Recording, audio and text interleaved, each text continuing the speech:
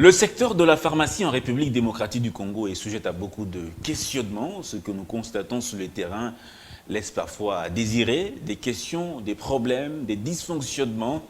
Et tout cela, les Congolais se posent des questions. Quel est le problème dans le secteur de la pharmacie? Qu'est-ce qui se passe? Comment résoudre ces problèmes qui sont devenus de plus en plus récurrents dans notre pays? Mesdames et messieurs, bienvenue dans ce numéro spécial de Face à Face que nous consacrons au secteur de la pharmacie, donc dans notre pays, la RDC. Je reçois dans ce numéro spécial le docteur Jocelyne Kongolo, qui est spécialiste de ce domaine, qui est aussi président de l'ordre des pharmaciens de la province, ville-province de Kinshasa. Docteur Jocelyne Kongolo, bonjour et merci de répondre à notre invitation. Bonjour, monsieur Dan. Merci beaucoup. C'est un plaisir pour moi. Docteur Jocelyne, vous êtes président de l'ordre des pharmaciens de Kinshasa. Vous êtes un habitué de la presse, vous êtes connu déjà. Docteur Jocelyne, qu'est-ce que nous constatons? Quel est le problème que nous constatons dans le secteur de la pharmacie? Déjà, quand nous voyons ces non-spécialistes, ces amateurs, ceux qui administrent les médicaments, le faire au vu et au su de tout le monde, sans qu'ils ne soient inquiétés par la justice. D'où vient ce problème? C'est à votre niveau, c'est au niveau de l'État, c'est au niveau de la justice, c'est au niveau des inspections? Quel est le problème qui mine votre secteur, surtout dans l'administration des médicaments qui est devenue monnaie courante? Déjà, merci pour l'occasion que vous m'accordez de parler encore de cette question, peut-être différemment, puisque bon, on doit quand même avancer sur les questions essentielles, puisque bon, faire du surplace ne nous arrange pas. C'est déjà une honte pour nous, honte aussi à notre université, de produire des professionnels de santé, parce que bon, n'oubliez pas que le pharmacien, c'est un cadre universitaire. La plupart d'entre nous ont étudié ici à l'université de Kinshasa, bon, puisque bon, il y a aussi de ceux-là qui viennent de Lubumbashi, et puis bon, de ceux-là qui ont des diplômes équivalents, qui viennent des universités du monde, en Belgique, en Europe, aux États-Unis et en Inde, avec toutes ces opportunités que nous avons aujourd'hui de former le pharmacien qui est un cadre universitaire. Déjà, en tant que cadre universitaire, nous sommes censés résoudre le problème de la population. Donc, avoir une faculté de sciences pharmaceutiques à l'université de Kinshasa, c'est que depuis la nuit des temps, on a identifié un problème qui doit avoir solution par la formation d'une catégorie professionnelle spécifique, qui sont censés, pour ne pas dire notre raison sociale, c'est d'apporter les médicaments de qualité, efficaces, pour résoudre les problèmes de santé de la population. Et pour quelqu'un qui a fait l'université, nous devons le faire avec dextérité, nous devons le faire avec beaucoup plus de tact et de finesse, non pas comme des amateurs. Donc, nous retrouvons dans un circuit ou dans un secteur où tout est bien programmé, mais rien n'est exécuté. C'est-à-dire quoi exactement? C'est-à-dire qu'au jour d'aujourd'hui, tous ces cerveaux qui sont sortis de l'université ont réfléchi sur la politique pharmaceutique du pays. Bon, nous avons eu la chance, déjà en 1933, voire même à l'époque coloniale, les réflexions sur le secteur pharmaceutique ont jeté les bases pour nous aligner à tout ce qui se passe dans le monde. Donc, on n'est pas complexé de ce que nous avons ici en termes de formation, mais aussi en termes de textes réglementaires. Je voulais dire que nous avons des textes bien élaborés. Depuis 1933, le premier texte ou la première loi qui régit le secteur pharmaceutique dans ces pays, nous avions eu un décret de 1952. Plus loin, nous avions eu une tentative de loi, je crois des modifications de la loi du secteur pharmaceutique en 1972. Et là, nous avions eu en 1991 l'ordonnance loi portant création de l'ordre des pharmaciens qui était un succès dans le monde professionnel, puisque quand... Nous sommes en quelle année déjà? En 1991. Parce que quand on vous hissez au rang des ordres 91. En 1991, c'est que la considération est encore plus forte. Puisqu'à ce niveau-là, vous avez le pouvoir qui émane du président de la République qui signe une ordonnance présidentielle pour vous mettre en place. Tout à fait. J'aimerais bien comprendre, vous avez parlé de... On a fait un peu... on a survolé l'historique de votre secteur, le secteur de la pharmacie, comment on a situé la faculté de pharmacie. Nos textes réglementaires. Textes réglementaires. Mais pourquoi est-ce qu'à l'université, on a pensé déjà à former des professionnels de santé, particulièrement dans le secteur de la pharmacie? Quel était le besoin ressenti au niveau social? Déjà, en fait, à l'université, la pharmacie est une réponse à la disponibilité des médicaments dans un pays. Puisque la prise en charge de la santé dépend en fait des catégories professionnelles que je peux citer ici, le médecin, l'infirmier, le laborantin et le pharmacien qui apporte les médicaments. Bon, il y a aussi les gestionnaires qui permettent en fait à l'hôpital ou à la structure de pouvoir bien s'organiser. Chacun a son travail. Si les médecins sont là pour diagnostiquer et plus loin des actes de chirurgie et tout autre acte, le pharmacien est là pour apporter les médicaments. Mais apporter les médicaments, ce n'est pas le prendre quelque part comme s'il n'était formé que pour la logistique, non. Pour la distribution des médicaments. Pour la distribution des médicaments, non. Nous sommes formés dans la conception des médicaments. Le célèbre pharmacien Tondé l'épée à son âme et le célèbre Bantangu qui venait de nous quitter pendant la période Covid sont un exemple de la conception des médicaments. Nous avons des laboratoires pharmaceutiques ici dont le pharmacien travaille dans la conception, dans la galénique pour apporter en fait les médicaments vous avez aussi des cours de chimie pour savoir mélanger tous ces produits-là. Bon, en fait, la pharmacie, c'est vraiment la chimie médicinale. C'est-à-dire quoi? Le pharmacien, quand il se met en action, il prend tout ce qui est matière, il maîtrise l'anatomie et la physiologie de l'homme et il a comme indicateur la toxicité. Donc, nous sommes en fait là en train de prendre tout ce qui existe, même une chemise ou disons du coton.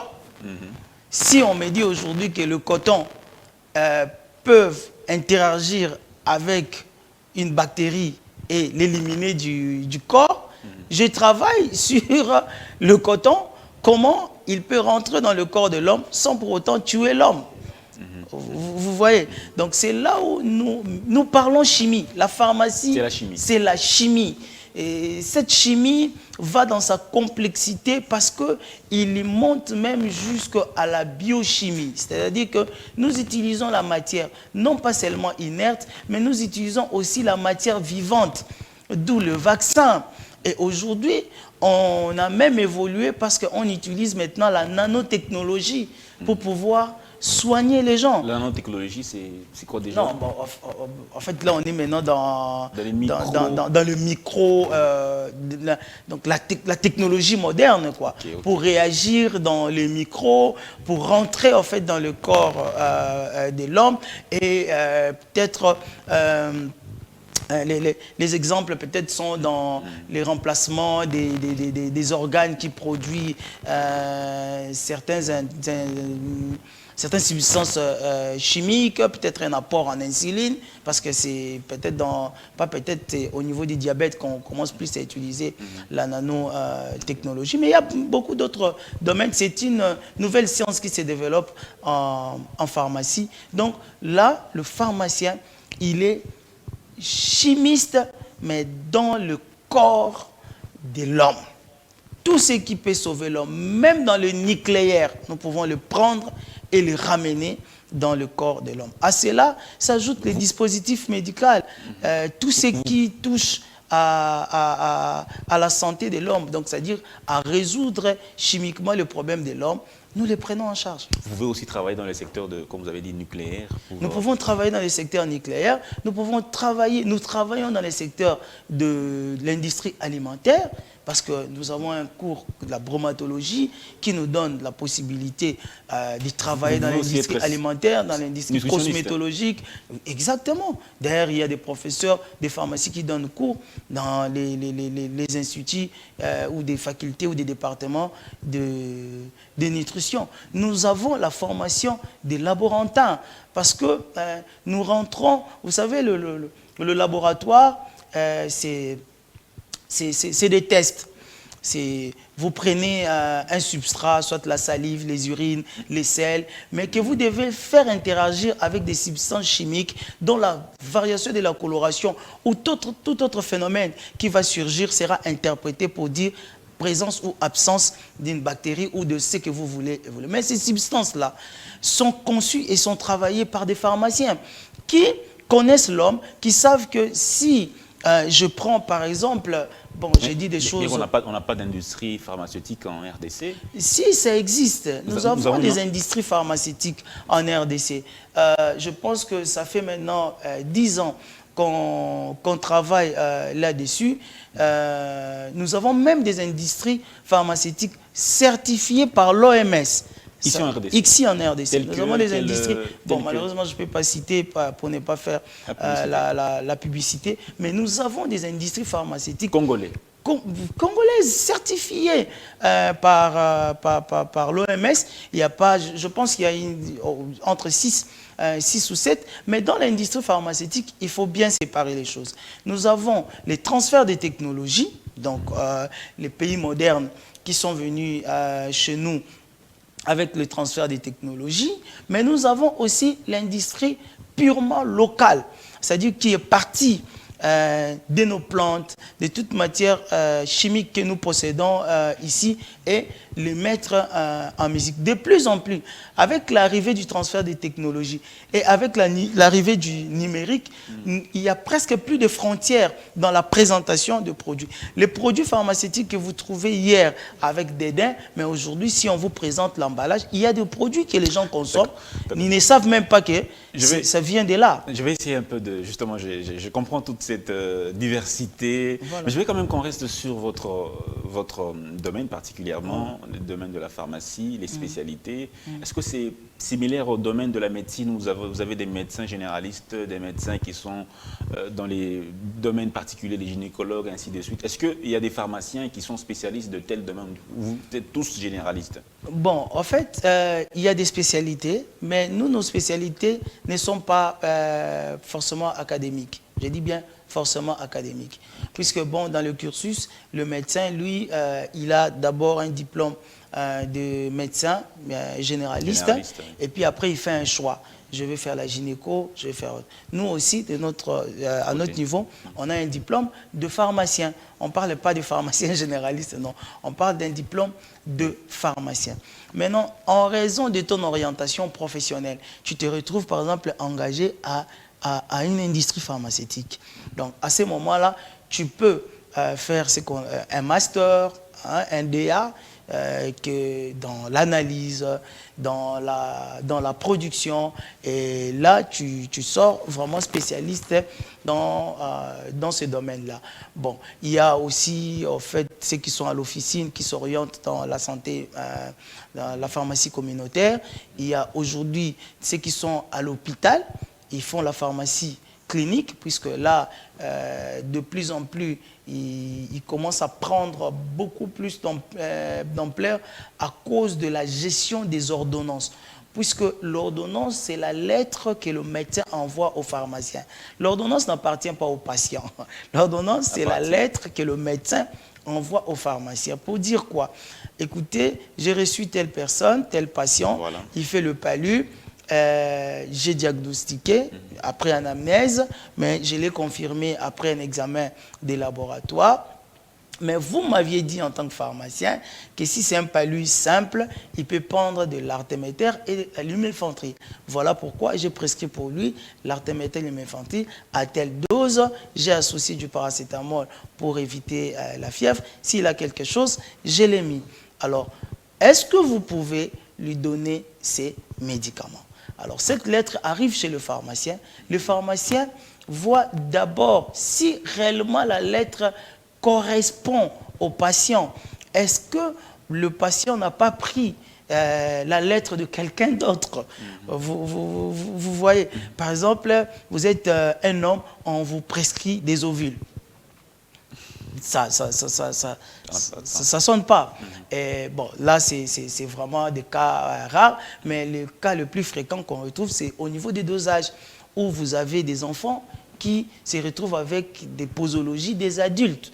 Donc, l'ordonnance, quand elle arrive, vous identifiez la personne. Il y a le prescripteur, il y a le nom du patient, il y a l'âge du patient et le poids du patient, qui sont des informations capitales pour qu'un pharmacien décide des données. En plus, viendra une information scientifique ou pharmacologique, c'est lui de détecter les interactions médicamenteuses. Parce qu'il y a des médicaments qui ne se consomment pas au même moment. Est-ce que vous pouvez aussi corriger cette ordonnance-là en disant...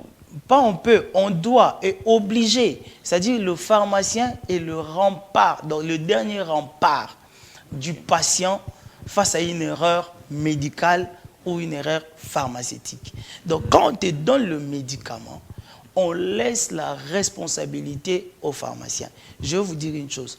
Quand il y a une erreur de consommation des médicaments, même le médecin qui l'a prescrit n'est pas plus sanctionné que le médecin qui l'a dispensé et que le pharmacien qui l'a dispensé. Parce qu'on suppose que le médecin n'a pas fabriqué ces médicaments-là. Le médecin a reçu une information thérapeutique venant du pharmacien fabricant, qu'il a dit que lorsque vous recevez quelqu'un qui fait le paludisme simple, on décrit les symptômes pour différencier le grave et le simple, vous allez lui donner tel produit pendant autant de jours. Donc si le médecin, peut-être quand il recevait l'information, il était distrait, ou peut-être il a beaucoup de choses en tête. Il a confondu, il a mis 6 jours.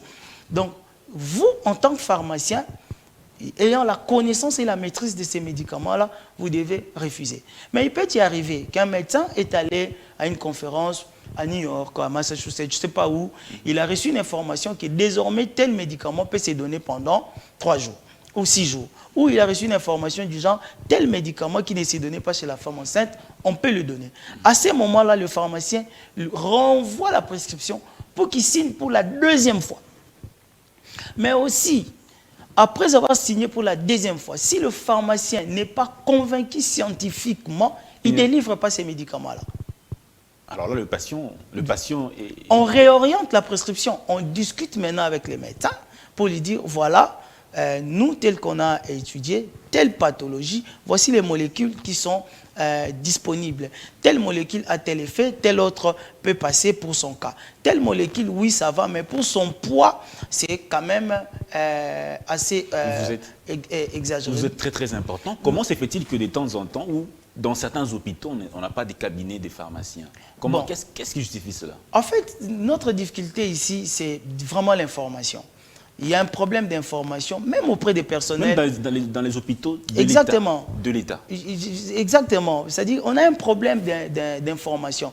Et c'est là où nous déplorons énormément l'attitude de nos collègues médecins aujourd'hui. Excusez-nous de pouvoir le dire. Ce n'est pas un médecin qui peut ignorer un pharmacien. Tout le monde sauf un médecin qui peut ignorer un pharmacien. Nous avons été formés dans la même université.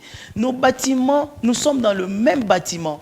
Nous avons que des salles qui sont séparées. Et s'il y a quelqu'un qui doit défendre l'importance du pharmacien dans la prise en charge du patient, c'est le médecin. Et c'est ce que nous ne voyons pas. C'est ce que nous ne constatons pas.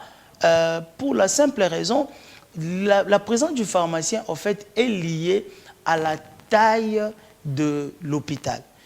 notre système de santé est organisé en 3 dimensions. Nous avons des FOSA, des formations sanitaires. Là, le pharmacien n'est pas là. Parce que ces médecins ou ces infirmiers ou assistants qui sont là, ils font des prescriptions et le patient vient à l'officine ouverte au public, les pharmacies, tel que nous l'appelons. Mais quand il y a un ça ne va pas, il monte au niveau des centres de santé des références. Là aussi, le pharmacien peut ne pas être là. Mais après, quand il y a des soucis, je monte en dimension, on peut maintenant monter au niveau des hôpitaux généraux, de l'hôpital général de référence. Bon, maintenant, même déjà au niveau des centres de santé de référence, il y a un pharmacien qui est là. Et c'est là la naissance de la pharmacie clinique, qui corrige les prescriptions en interne, qui organise la logistique des médicaments en interne, surtout des médicaments d'urgence qui demandent une forte réglementation microbiologique parce que ce sont généralement des formes injectables qui demandent une asepsie assez poussée, ou pour ne pas dire une propriété assez élevée. Alors, nous... Vous êtes organisé en ordre. L'ordre à tous, nous on est organisé en secteur. Donc il y a la section A, pardon, en section, pas secteur, en section A. La section A, c'est l'officine, donc ouverte au public. La section B, c'est l'industrie, donc c'est là où les hommes et les femmes fabriquent les médicaments. La section C, c'est au niveau de la grande distribution des établissements de vente en gros. Et la section D, c'est divers. Donc ça prend tout le monde. Même celui qui n'a pas un emploi, il est dans la section D en attendant qu'il trouve un emploi. Mais cette section D, il est segmenté. Nous avons nos amis qui sont dans l'administration publique. Nous avons des pharmaciens qui sont en fait à l'hôpital, donc des pharmaciens d'hôpitaux, des cliniciens. Nous avons des pharmaciens qui travaillent dans des laboratoires d'analyse, de contrôle qualité. En tout cas, il y a beaucoup, il y a même des professeurs d'université. Dans l'alimentaire, les produits qui entrent dans le pays. Là, ce sont des pharmaciens qui sont à l'OCC, à l'entrée du pays, qui contrôlent. Mais là aussi, il faut enlever dans la tête des gens cette confusion-là où à tout moment, on largue l'OCC, il ne fait rien, il ne fait rien. Non, le problème, ce n'est pas forcément l'OCC. Le problème, c'est que les médicaments, la qualité des médicaments n'est pas figée. C'est-à-dire, un médicament, à 15 heures, il était à tel endroit, il avait sa qualité, vous le déplacez, vous le mettez à un autre endroit, à 17 heures, la qualité change. Donc, l'OCC contrôle les médicaments à l'entrée. Dès que le médicament est sur place, entreposé, ce n'est plus le problème de l'OCC. C'est maintenant le problème de l'inspection pharmaceutique qui doit, en fait, suivre les opérateurs, que ce soit les opérateurs publics. Nous avons l'inspection pharmaceutique aussi en RDC qu'on n'entend presque pas. Bon, en fait, on a l'impression qu'elle n'existe même pas. En fait, c'est compliqué. C'est compliqué. Non seulement c'est compliqué, mais c'est là où nous disons que il est temps de se réveiller, de ne plus continuer à être un pays à faible gouvernance. Puisque toutes ces lois qui ont été élaborées, c'était pour renforcer l'inspection. La santé a l'inspection générale de la santé, qui reprend tout le monde. Les médecins, les infirmiers, tout le monde est là. Nous avons des procédures, nous avons des lignes directrices qui sont en fait sécurisées par nos inspections. Et là, c'est au niveau national. Mais au niveau provincial, nous avons les inspections provinciales de la santé, où il y a aussi un pharmacien qui gère au niveau de chaque province. Malgré toutes ces lois, malgré les réglementations, malgré ces ordonnances, ces circulaires, notre circulaire, mais les problèmes persistent. Pourquoi? Bon, déjà, j'ai soufflé l'expression qu'on entend maintenant dans des réunions au niveau international. Quelques-unes de nos réunions ici aussi, ces mots-là est soulevé, pays à faible gouvernance. Je vous dis sincèrement, la première fois que j'ai entendu cette expression-là, j'ai eu très mal au cœur. Pays à faible gouvernance. Pour dire qu'il existe des lois, mais que personne n'applique. Donc aujourd'hui, il nous faut décourager, comme l'inspecteur des finances, M. Gilles Alinguetti. Des gens qui se réveillent et puis qui disent, bon écoutez, c'est fini. On doit mettre de l'ordre, la loi est claire, la loi dit ça et ça et ça. Vous vous êtes à mesure de les faire, vous êtes dans le secteur, vous n'êtes pas à mesure de les faire, vous sortez du secteur, allez vous aligner, et puis vous... C'est un problème d'homme ou c'est un problème du système qui bug, qui n'est pas Non, bon. il faut dire, il faut pas qu'on se voile aussi la face. Il y a aussi un problème de leadership. Il y a aussi un problème de leadership politique de nos animateurs. De nos politique animateurs. Ou bien dans le secteur la politique est touchée.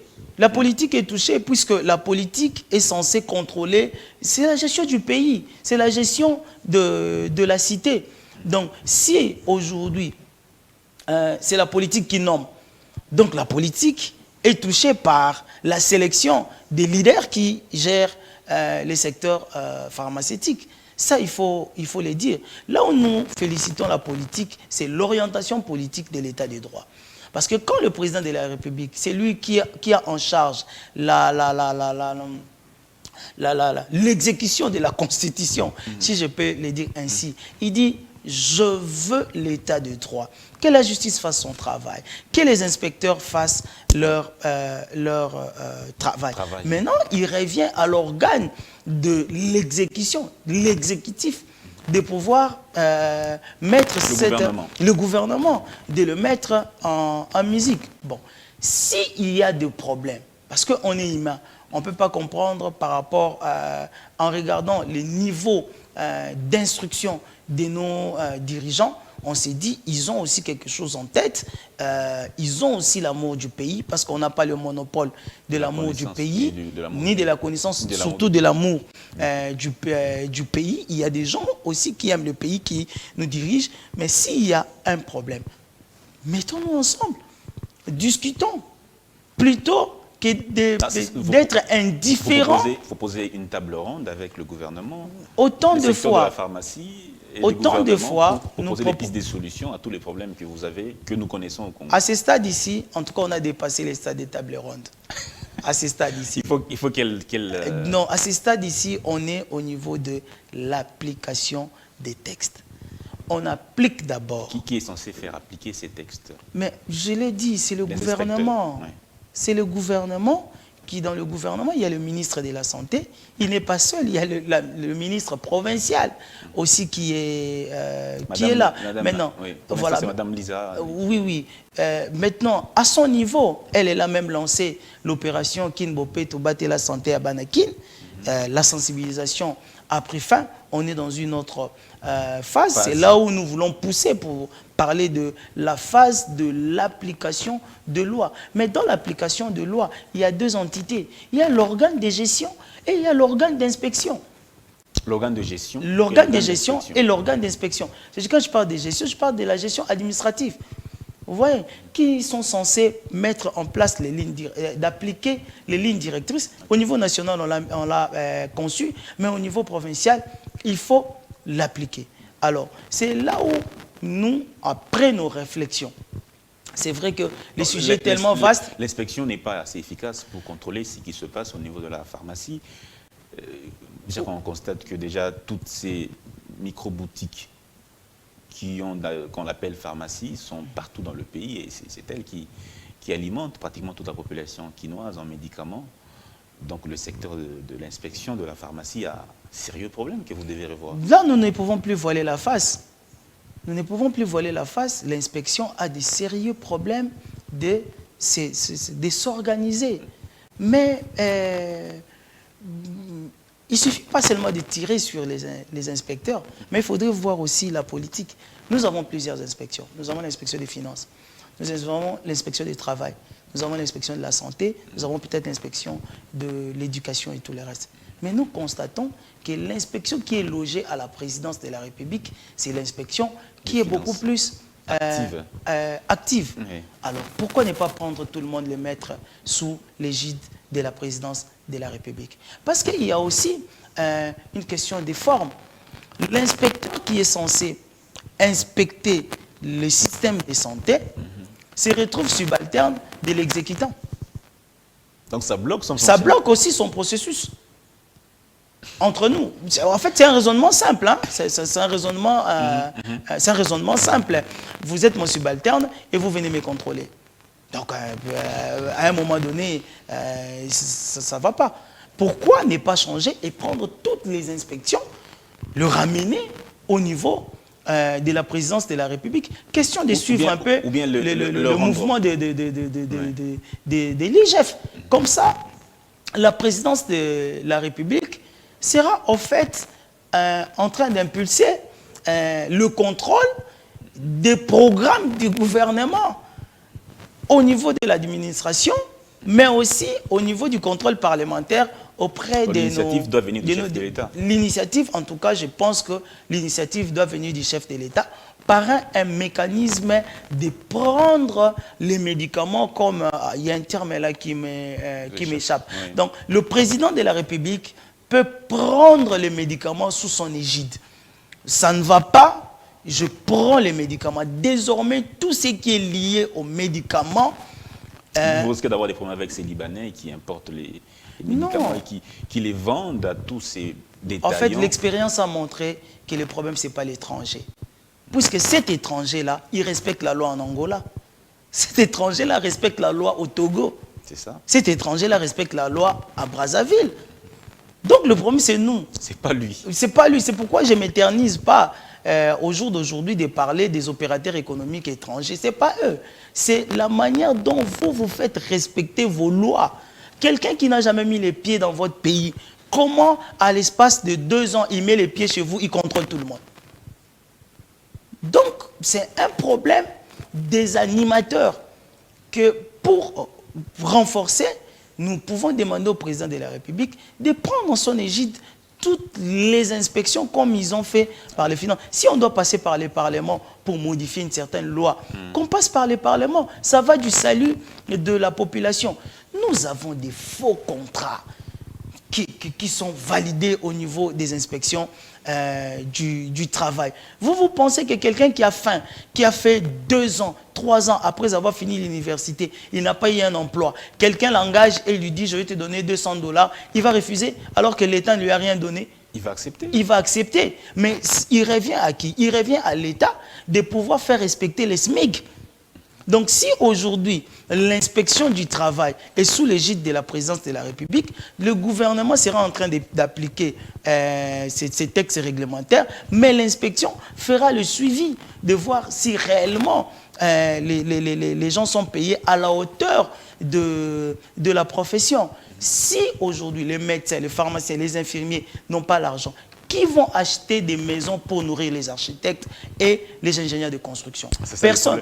Qui vont venir à la presse pour faire des émissions comme nous le faisons aujourd'hui? Personne. Compliqué. Donc, mais déjà, avec l'ordre des pharmaciens, vous avez quand même des solutions, parce que vous n'allez quand même pas attendre tout du gouvernement, tout du chef de l'État, tout du ministre de la Santé ou du gouvernement.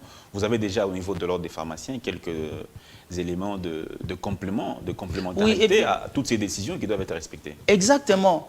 Mais les solutions, déjà, nous l'avons avec la mise en place des textes réglementaires, puisque nous faisons partie aussi des structures qui sont invitées dans l'élaboration de ces textes réglementaires. Nous organisons déjà l'ordre en termes de nul ne peut exercer la pharmacie s'il n'est inscrit au tableau de l'ordre. Mais la difficulté que nous avons, c'est situé à quel niveau? Au jour d'aujourd'hui, l'OMS a réfléchi et il a même augmenté le nombre de ce qu'on appelle des facteurs, enfin des piliers de la santé. Avant, on parlait comme pilier essentiel le personnel, l'infrastructure et les médicaments au niveau de la santé. Mais au jour d'aujourd'hui, on a compris que même si vous avez l'infrastructure, vous avez les personnels qualifiés, vous avez les médicaments, mais il vous faut un financement pour pouvoir entretenir les 3 autres piliers. Et donc le financement devient encore un pilier essentiel. Et puis, si vous avez ces financements-là, il vous faut une bonne gouvernance, une bonne politique sanitaire pour pouvoir contrôler tout ce qui se passe. Donc aujourd'hui, la bonne gouvernance rentre dans le pilier essentiel de la santé. Et enfin, il y a l'éducation de la population, les gens qui utilisent les médicaments, les gens qui utilisent les centres de santé doivent être éduqués. Et donc, les 3 piliers essentiels ajoutés ont mis en évidence l'inhibiteur de 3 piliers d'avant. Puisque le pays a des universités qui forment des personnels de santé. On est bien formé, je peux vous rassurer. Puisque les gens qui quittent ici, ils font des prouesses en Afrique du Sud, ils font des prouesses au pays des Maghreb, voire même en Europe et aux États-Unis. Donc, à ce niveau-là, on a une formation de qualité. Deuxièmement, nous avons des infrastructures. C'est vrai, on peut tout dire aujourd'hui, Mama Emo, malgré tous ces temps-là, on n'a pas vu des murs de Mama Emo s'écrouler. Ah oui. Vous comprenez, donc les bâtiments existent. L'hôpital général de Kitambo, les bâtiments existent. On continue à avoir des bâtiments aujourd'hui avec l'hôpital sino-congolais. Je suis plus à l'aise de parler de Kinshasa parce que je suis le président de l'ordre des pharmaciens provincial de Kinshasa.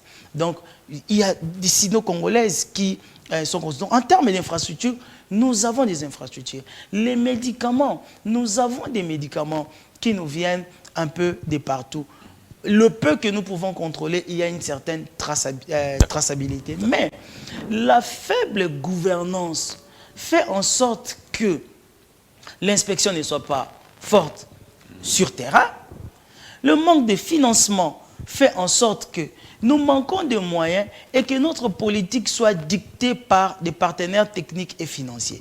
Donc nous dépendons maintenant soit de la Banque mondiale ou de l'OMS qui a fait un projet et qui s'est dit, bon, on va aller l'appliquer. Bon, le pays qui n'a pas le moyen, moi-même, je mets le moyen. Donc nous-mêmes, nous ne sommes pas à mesure de débloquer des fonds dans le gouvernement pour mettre en place notre propre politique. Il faudrait qu'il y ait quelqu'un de l'extérieur. Tout à fait. Je voudrais bien qu'on fasse un peu une analyse comparative. Déjà, vous êtes un pharmacien, vous êtes un professionnel, vous êtes président de l'ordre des pharmaciens, vous avez une connaissance très très approfondie sur ça.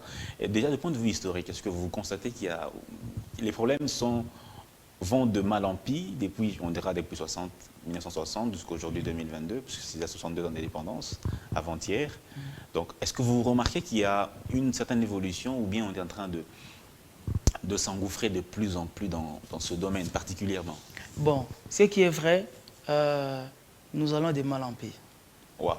Voilà. Mais je vais m'expliquer pour ne pas faire peur la communauté. Une personne qui meurt, c'est déjà grave. Vous comprenez? C'est très grave. C'est très grave. Parce que vous ne savez pas la valeur de cette personne-là dans sa famille. C'est ça. De mal en pire parce que nous venons d'un système bien organisé. Savez-vous que le Congo belge était la base arrière de la Belgique pendant la Deuxième Guerre mondiale? Là, c'est dans le secteur de l'armement. Dans le secteur médical. De l'armement. Médical, je vous dis. On a DSMP qui est là aujourd'hui. C'est le dépôt central médico-pharmaceutique qui, au fait, alimentait à un moment donné la Belgique pendant la guerre. Donc c'était déjà une base arrière. La Belgique se disait, si l'Allemagne contrôlait l'entièreté de la Belgique, l'administration belge pouvait fonctionner à partir du Congo belge. Donc on a eu des infrastructures dans ces pays ici qui étaient à la hauteur des pays modernes de l'époque. Vous savez bien que moi, qu'il y a eu des Sud-Africains qui venaient se faire soigner ici. Mais ce n'est pas le cas aujourd'hui. C'est l'inverse. Aujourd'hui, c'est le sens inverse. Pire encore, nous avons même la diaspora qui ont peur d'acheter des médicaments ici. C'est-à-dire quelqu'un qui vient pour un séjour d'une semaine ou de 2 semaines, mais il s'amène avec une pharmacie. Pour la simple raison, il n'a pas confiance aux médicaments qui sont vendus au pays. Donc nous allons mal en pire. Maintenant, nous avons fourni des efforts, alors des efforts énormes pour se retrouver ne serait-ce dans ces conditions. C'est là où nous devons mettre un peu de l'eau dans le vin. Nous avons une organisation bien fignolée dans l'importation des médicaments. Aucun médicament ne peut entrer dans ce pays s'il n'a pas l'autorisation de mise sur les marchés. Aucun médicament ne peut entrer dans ces pays ici s'il n'a pas l'autorisation d'importation. Et ces documents que je vous dis, ils ont même des QR codes, ils ont même des mécanismes de contrôle assez sophistiqués, modernes pour pouvoir le contrôler. Et ça, nous jetons des fleurs à la DPEM, qui est notre direction des pharmacies et médicaments au sein du secrétariat général, qui ont fait un travail de titan pour le contrôle des médicaments à l'entrée. Mais le plus grand problème, c'est que quand ces médicaments se retrouvent dans le pays, la qualité des médicaments n'étant pas figée, donc ils ne garderont pas cette qualité-là qu'ils ont gardée à l'usine avant de venir ici. C'est là où l'insécurité commence. Puisque vous prenez un médicament, qu'il soit belge, allemand ou je ne sais pas, indien, vous le mettez dans une pharmacie qui n'a pas de frigo, qui n'a pas de plafond, qui n'a pas les dimensions exigées. Qu'est-ce que vous appelez pharmacie? C'est ce que nous voyons à travers les avenues ou bien bon, pour faire court, hein, qui viennent à la Gombe, c'est ça pharmacie. Pour faire court. Oui, pour faire court, puisqu'on aujourd'hui, on a des quinois. Je me dis, s'il y a quelqu'un qui n'a pas encore mis ses pieds à la Gombe, c'est qu'il a 70% des possibilités qu'il n'ait jamais vu une pharmacie. Donc il n'y a qu'à Gombe où on peut voir une pharmacie. Mais au jour d'aujourd'hui... C'est quand même grave pour une si grande ville de 10 millions d'habitants. Mais c'est là où nous vous disons qu'il y a un sérieux... On est sous-alimenté en médicaments, docteur. C'est là où nous disons qu'il y a un sérieux problème de la disponibilité des médicaments de qualité dans la ville de Kinshasa. Nous comprenons les gens qui ont peur parce que les normes d'une pharmacie sont connues. Et c'est même sur Internet. Vous tapez Google, vous tapez l'arrêté ministériel portant autorisation de l'ouverture des établissements. Vous allez voir des dimensions. Une pharmacie, le minimum, c'est 45 mètres carrés. Une pharmacie doit avoir au moins 4 pièces. Il y a la salle d'accueil qui reçoit les gens. Il y a un magasin où nous devons conserver les médicaments. Il y a un bureau du pharmacien. Et puis, il y a les installations hygiéniques. Là, c'est le minimum. Mais si on doit aller plus loin, il y a une petite unité de ce qu'on appelle des préparations officinales, qui sont des préparations, parce qu'il y a ces médicaments qui ne sont préparés que de manière, qui ne sont utilisés que de manière extemporanée. Au jour d'aujourd'hui, c'est-à-dire, prenons le cas de la solution d'Aquin. C'est une solution que ça doit être utilisé juste après sa préparation. Ça doit être utilisé juste après sa préparation.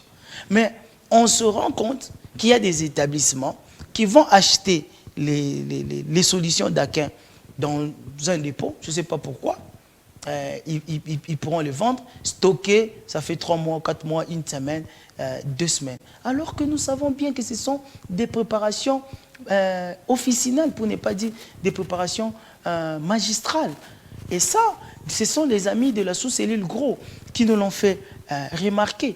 Donc, nous sommes obligés, en tout cas de toute urgence, de réorganiser l'officine du pharmacien dans la ville. Puisque nous sommes en train maintenant de répertorier tous ces médicaments-là qui sont préparés, qui sont utilisés de manière extemporanée, à sortir et trouver un autre cadre pour pouvoir les préparer. Mais est-ce que vous avez tantôt parlé de l'industrie de fabrication des médicaments ici sur place? Vous avez dit que nous en avions déjà. Oui. Mais est-ce que vous avez également parlé de l'importation? Nous importons des médicaments de l'étranger. Pour lutter contre tout ça, est-ce qu'il n'y a pas moyen que nous limitons un peu l'importation des médicaments et que l'industrie nationale puisse prendre le relais? Oui, ce sont déjà l'initiative a même commencé avec la zone économique. Parce que le grand problème aujourd'hui, il faudrait... On est un pays, nous sommes bien positionnés à pouvoir développer notre industrie locale. Nous manquons juste le courage de mettre en place les mécanismes. Parce qu'avant d'organiser l'industrie pharmaceutique locale, il faut organiser le marché qui va recevoir le produit qui vient de notre propre production. Le marché n'existait pas. Puisque la traçabilité... Il y a 100 millions d'habitants. Oui, c'est-à-dire le marché, c'est pas le patient. Le marché, c'est le réseau de traçabilité du médicament. Un médicament ne quitte pas l'usine pour la bouche du patient ou la main de l'infirmier qui va injecter les patients. Non, un médicament quitte une industrie pharmaceutique pour une grossisterie. Après une grossisterie, il passe au niveau de l'hôpital pour des médicaments qui sont utilisés par les infirmiers et tout le reste, ou au niveau de la pharmacie ouverte au public pour des cas de relais et des médicaments qui ont d'autres formes pharmaceutiques. Maintenant, nous, ici en RDC, on n'a pas un marché pharmaceutique. Parce que ces marchés pharmaceutiques-là s'autorégulent.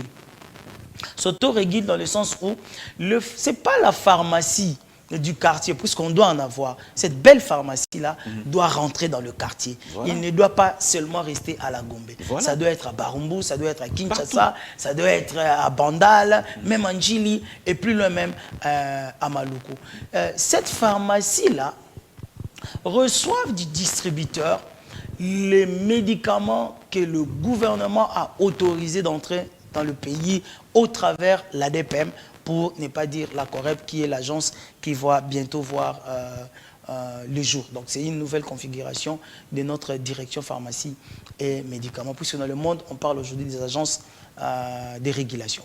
Donc on est déjà aligné. Vous voyez que nous, on est rapide en texte, mais l'application lent par l'application. Par l'application. Ça pose problème. Ça pose problème. Alors, le marché, là, va prendre... Et ces marchés-là, c'est en fait l'arrêté 2000... Est-ce que ceux qui bénéficient de l'importation de ces médicaments-là vont-ils facilement nous laisser organiser notre industrie facilement? Bon, en fait, c'est la loi du pays, mais nous sommes en fait des professionnels de santé. Avec un bon management, on peut expliquer à tout le monde le problème. Par exemple, ici, pour remettre les marchés en place, les gens se disent... Ah, mais si on fermait les boutiques là, les gens ne vont pas s'approvisionner en médicaments. Nous disons faux. C'est ça la crainte que tout le monde a. Non, nous disons faux. Je peux avoir un malaise la nuit, j'ai mon voisin qui a une pharmacie, je peux facilement l'acheter. Voilà, nous disons faux. Malheureusement, votre voisin la nuit là te vend des médicaments de qualité douteuse et ça risque de te créer des problèmes. Vous comprenez? Alors, le problème c'est quoi? C'est que nous n'avons pas réduit le besoin du marché. Non, le besoin reste réel. Les médicaments importés continuent d'être importés. Mais nous traçons les médicaments. Comment nous traçons les médicaments? Un médicament ne peut quitter que la main d'un pharmacien producteur ou industriel, à un pharmacien importateur ou grossiste, à un pharmacien d'officine, ouverte au public ou à l'hôpital, jusqu'au patient. Donc, dès que les médicaments quittent cette trajectoire, les médicaments deviennent de qualité. Est-ce que vous ne croyez pas que la chaîne quand même soit un peu longue pour que le patient risque de... Non. Ça le temps d'attendre. Pas du tout. Ça a une telle rapidité que le patient ne se rend même pas compte que toutes ces gymnastiques sont faites au préalable. Vous savez, c'est là où nous parlons d'un bon management. Les industries pharmaceutiques donnent des médicaments à crédit et pour 1 année, 6 mois. Donc, c'est-à-dire que les importateurs aujourd'hui ont la facilité de lever les médicaments de qualité dans un pays sérieux et nous les ramener, ils vont payer après 6 mois. Et quand ces médicaments arrivent ici, ils ont la facilité de les donner à des pharmacies autorisées, contrôlées par le gouvernement, qui, eux, soit vont payer pendant 6 mois ou ils vont payer pendant 1 mois. Ce n'est pas la magie. Ça se passe ici au Congo-Brazza, ça se passe au Cameroun, jusqu'à Dakar. C'est comme ça que le système fonctionne. Donc, il y a ce qu'on appelle l'estimation des besoins. Et nous avons au pays le programme national d'approvisionnement en médicaments essentiels.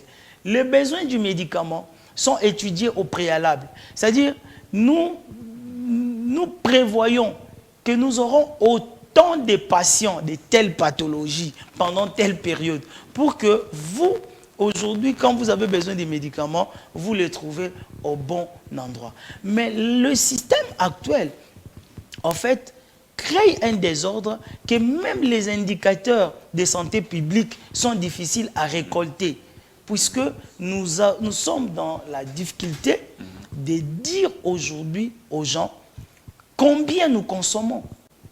Parce que nous ne contrôlons pas les commerçants. Nous ne contrôlons pas les commerçants. Et je pourrais, en tout cas, c'est très important que j'évoque... Qui livre ces médicaments-là entre les mains de ces détaillants-là? Mais c'est lui le problème ou c'est eux les détaillants qui... Bon, c'est là où, bien que le problème c'est le pays, parce que ces gens-là se comportent bien ailleurs, mais parlons-en quand même.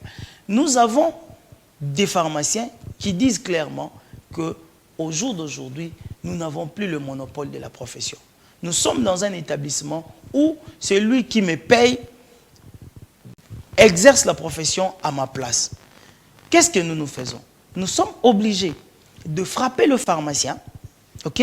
Parce que nous t'avons envoyé là-bas pour sécuriser la population au travers du monopole que tu as.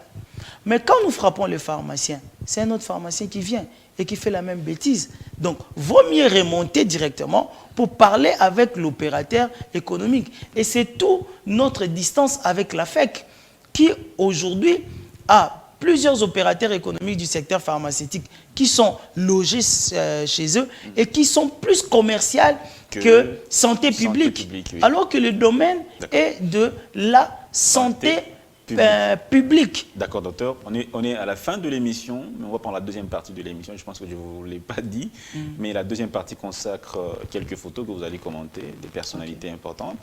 Vous allez commenter. Mais avant, quelques suggestions aux autorités, des grandes suggestions que vous pouvez faire aux autorités, parce que vous avez dit déjà le rattachement de l'inspection de voilà, nous, de en la tout santé cas, à la présidence. C'est personnel. J'aimerais que le président de la République prenne les leads de l'inspection.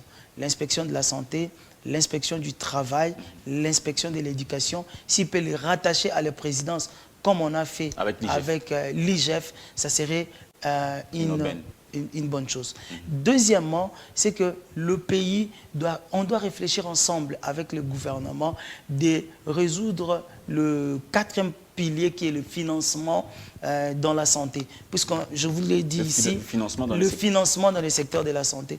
Nous sommes des familles, des simples familles qui ont envoyé leurs enfants à l'université. Nous terminons avec des diplômes. Nous ne terminons pas avec des mallettes d'argent. Donc quand nous venons à la cité pour travailler, il nous faut un cadre de financement qui sont encouragés par les banques. Et ça, c'est de la responsabilité du gouvernement qui fixe la politique de financement de la santé. Pourquoi ne pas être une garantie pour nous auprès des banques, afin de lever les fonds et que nous-mêmes, nous puissions financer le secteur pharmaceutique.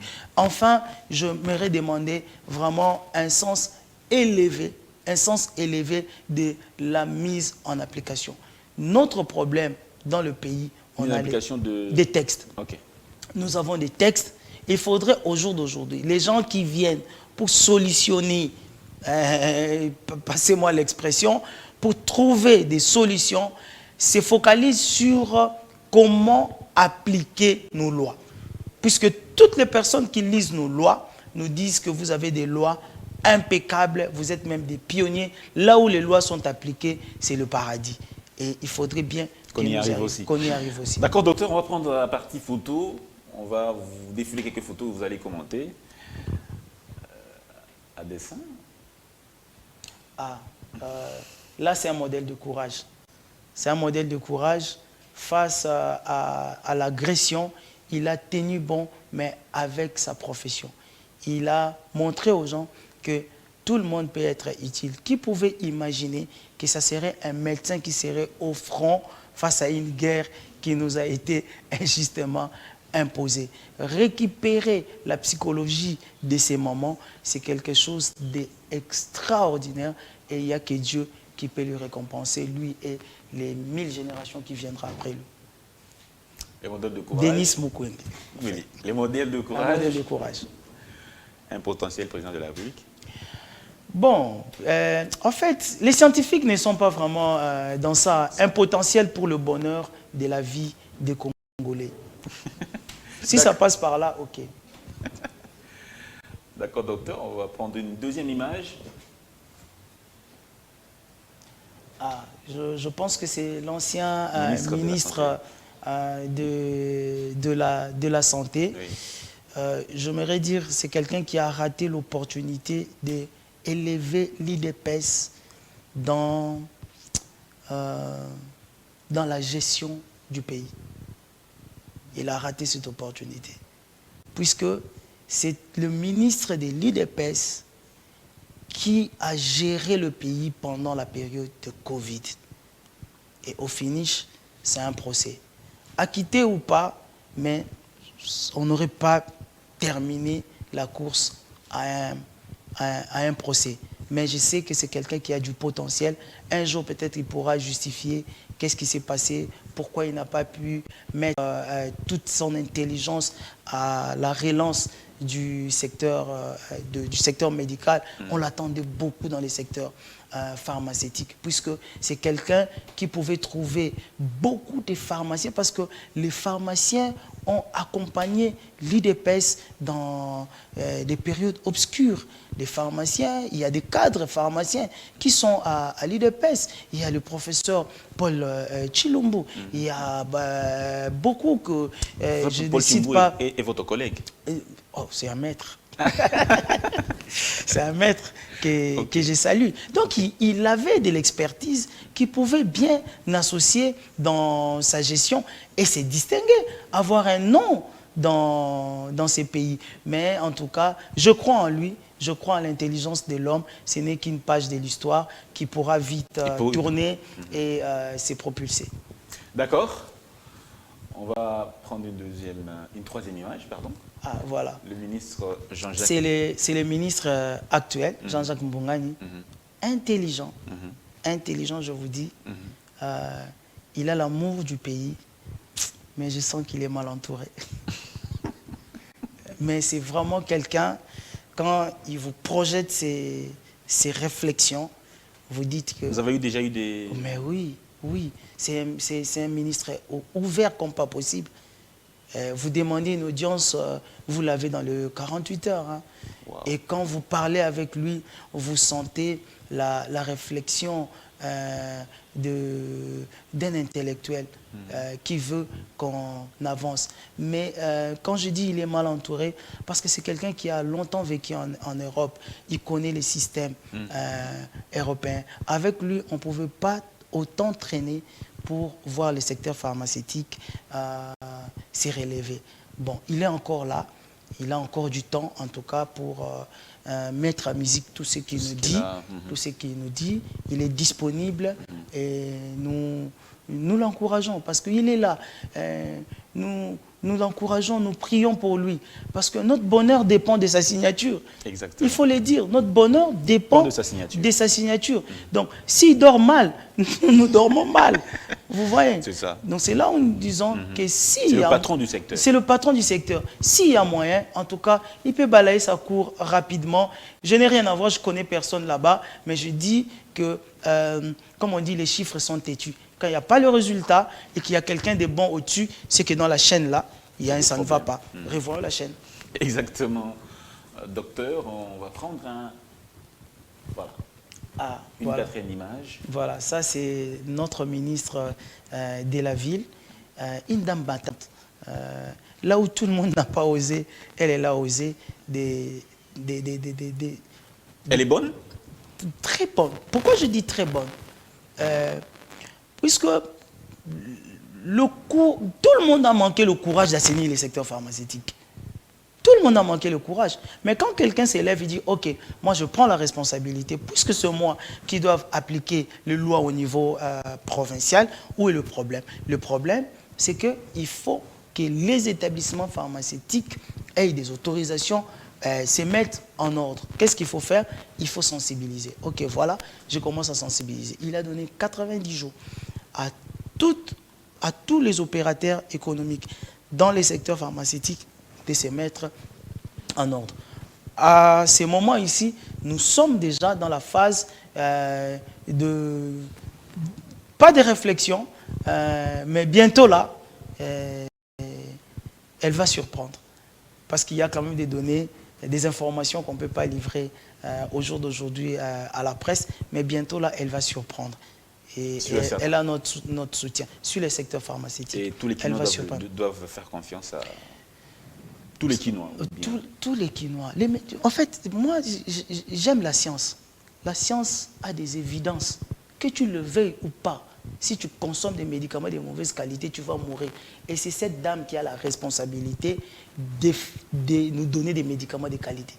Alors, si il est venu vers nous pour donner les orientations, ces orientations sont... Elle est spécialiste du domaine?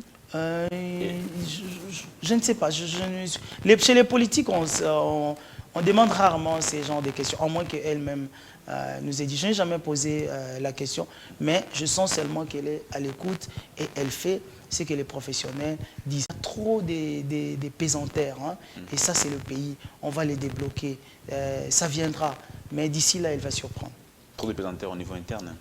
Au niveau, oui, interne, mais qui vient aussi de l'extérieur. D'accord, docteur. Une autre image. Ah, voilà. Raoul. Je dirais nouvel ordre mondial. Pourquoi j'ai dit nouvel ordre mondial? Pourquoi? Vous savez, défier les institutions au jour d'aujourd'hui, ce n'est pas facile. Quand quelqu'un défie l'OMS, quand quelqu'un défie les grandes institutions par des vérités scientifiques, c'est quelqu'un à féliciter. Moi, par des vérités scientifiques. Par des vérités scientifiques. Mais que l'OMS n'accepte pas, malgré tout. Oui, bon, en fait, c'est toute une théorie, là-dessus. Il nous a montré que l'OMS, c'est toi et moi, et que ce sont nos collègues de classe qui se retrouvent là-bas. On peut faire une réunion et décider. Mais dans ces décisions-là, si la majorité n'avait pas pris la bonne décision, on peut les dire tout haut que nous allons vers la chute. Il y a une molécule qui a des similitudes d'une efficacité thérapeutique contre, je ne sais pas, une bactérie ou bien le virus d'une famille bien identifiée. Pourquoi ne pas l'essayer? C'est comme ça que ça fonctionne. On fonctionne avec essai-erreur. Essai-erreur. Mais Fleming, qui a mis en place aujourd'hui la pénicilline, ne l'a pas fait par... il s'est réveillé avec une formule. Non. Il était en train de manipuler. Et puis après, il a constaté que cette substance avait des effets thérapeutiques contre telle bactérie. On pouvait l'accompagner ensemble avec une étude.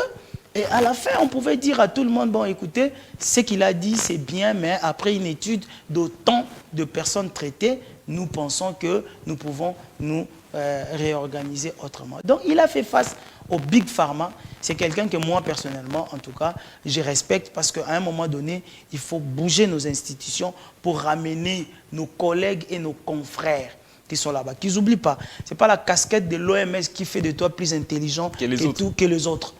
Non. Non. Voilà. Et c'est ce que lui, il a fait. On a compris, docteur. Une autre image. Ah, voilà. C'est lui, le gardien du temple. les gardiens du temple. Il y a le mérite d'avoir trouvé la solution à Ebola. Oui. C'est un pharmacien? Non, c'est un médecin. C'est un médecin. Il est microbiologiste. Il est passionné de son orientation de la microbiologie. C'est un modèle pour la société, pour la recherche. Il s'est battu dans un milieu et dans une configuration qui n'était pas trop propice. Et aujourd'hui, il a un nom. Mais maintenant, il nous faut des ponts entre les domaines. Il faut des ponts. Il n'y en a pas aujourd'hui. Il n'y en a pas aujourd'hui. Il faut que chacun reconnaisse ses limites. Le professeur Muyembe, c'est un médecin et un microbiologiste avéré. Mais ce n'est pas un pharmacien. Donc, à un certain moment, il faut se tourner maintenant vers le pharmacien pour dire, oui, j'ai découvert l'Ebola. J'ai découvert une solution d'Ebola. Quelle est la préparation galénique adaptée?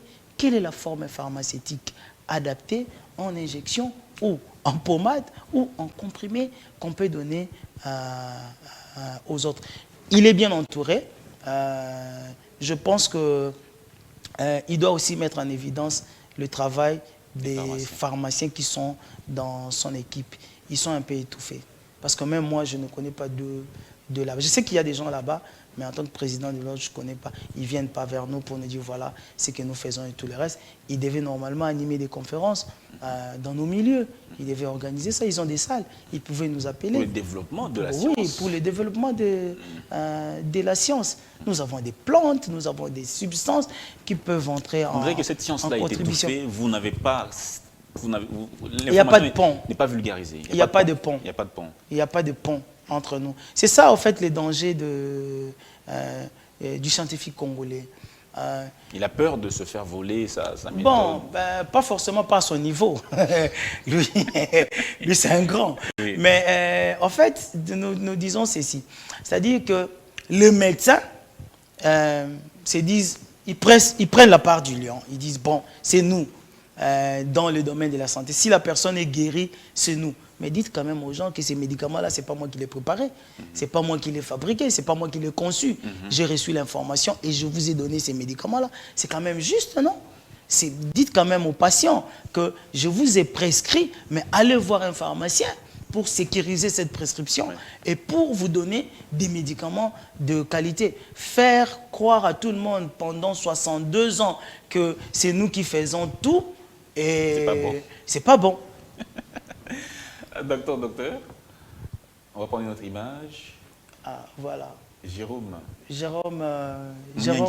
Mouniangui. Je dirais aussi c'est un encouragé scientifique, mais peut-être qui est allé un peu vite par rapport à sa communication.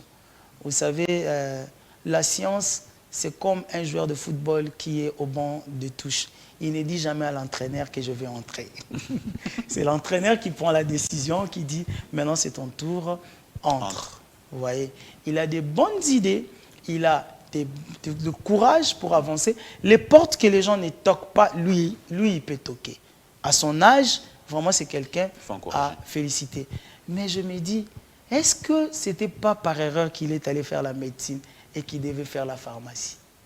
Puisque ce qu'il dit et ce qu'il fait, c'est la pharmacie. C'est pourquoi ses pères médecins ne le comprennent pas. Parce que ce qu'il dit, c'est la pharmacie. J'ai un médicament pour soigner le Covid. C'est la pharmacie, ce n'est pas la médecine. Le médecin dit, j'ai diagnostiqué le Covid dans le corps des X. Maintenant, où est le médicament? Pharmacien, tu es où? Donne-moi les médicaments. Mais lorsque celui qui dit que j'ai découvert, c'est là où ses pères ne le comprennent pas. Et donc, il y a eu vraiment un problème de communication. Mais on a besoin de toutes les énergies. Il est temps que qu'on se mette ensemble très rapidement. S'il a une passion pour la pharmacie, qu'on se rapproche.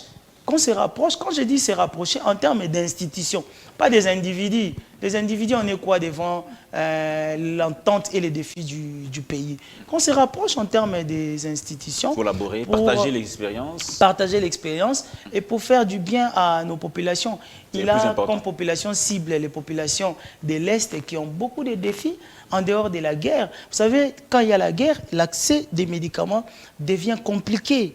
Vous voyez, il y a ces problèmes sécuritaires qui limitent les médicaments. Vous pouvez mourir à cause d'une petite maladie. Mais si nous travaillons ne serait-ce qu'en diffusant des informations du genre, vous voyez telle plante, quand vous êtes dans la forêt et que vous êtes blessé, coupez les feuilles de telle plante, mettez là-bas. Nous aiderons déjà nos populations. Ça, c'est le cours que nous appelons pharmacognosie. C'est un cours bien développé en pharmacie. C'est là où nous avons des plantes comme Kingausu, où nous extrayons les Artemisia noa et tout. Pour nous, c'est du déjà vu, c'est l'école. C'est-à-dire quand lui il parlait à la télé, nous on revoyait nos cours. Mais c'est quelqu'un de courageux. D'accord, docteur. Merci, c'était la dernière image qui nous a été balancée par la régie. Ça a été un honneur, un plaisir de vous recevoir ici pour la première fois dans Face à Face, notre grand plateau Face à Face. Vous êtes une personnalité de taille, un président d'un ordre, c'est pas, vous êtes quelqu'un de grand dans cette ville, dans ce pays. Et donc, c'est un honneur de nous d'avoir répondu à notre invitation, docteur Jocelyne Kongolo. Merci, n'espérons que ce n'est pas la dernière fois, parce que vous êtes généralement occupé. Non, Hein? non. Bon, c'est un petit David que Dieu est en train de former entre les brebis. Dieu lui-même sait. Ce n'est pas la dernière fois. À chaque fois que vous nous inviterez, vraiment pour parler pharmacie, nous n'hésiterons pas d'être là et par la grâce de Dieu être percutant, puisqu'il faut que les choses changent. Il faut sécuriser les gens. Il ne faudrait pas que les gens viennent ailleurs et ont peur d'acheter les médicaments chez nous. Cette peur-là renvoie à dire que vous formez des gens qui sont inutiles pour la communauté. Et nous ne sommes pas inutiles, nous ne sommes pas incompétents. Merci beaucoup, docteur Jocelyne Kongolo. Merci aussi à vous, chers téléspectateurs, de nous avoir suivis. C'était donc cette émission qui est consacrée au secteur de la pharmacie, un secteur vital pour toute la République démocratique du Congo, à travers Kinshasa, la capitale donc, de ce grand pays. Mesdames et messieurs, nous espérons que vous avez aimé. On se retrouve prochainement avec le même plaisir autour d'un autre sujet d'actualité. Entre-temps, nous vous disons au revoir et bonne fête de l'indépendance. Au revoir. Debout, Congolais, unis par le sang, unis dans le fort pour l'indépendance. Tués aux hommes, si oublie-moi, Daïmana, Chido, Tueneleye, Nakinyabana, Piko, Namosala, Totongambo, Kakulika, Kitoko, Nakinyabana, Kongo, Toye Mali, Toye Bolonde, Neyalisa.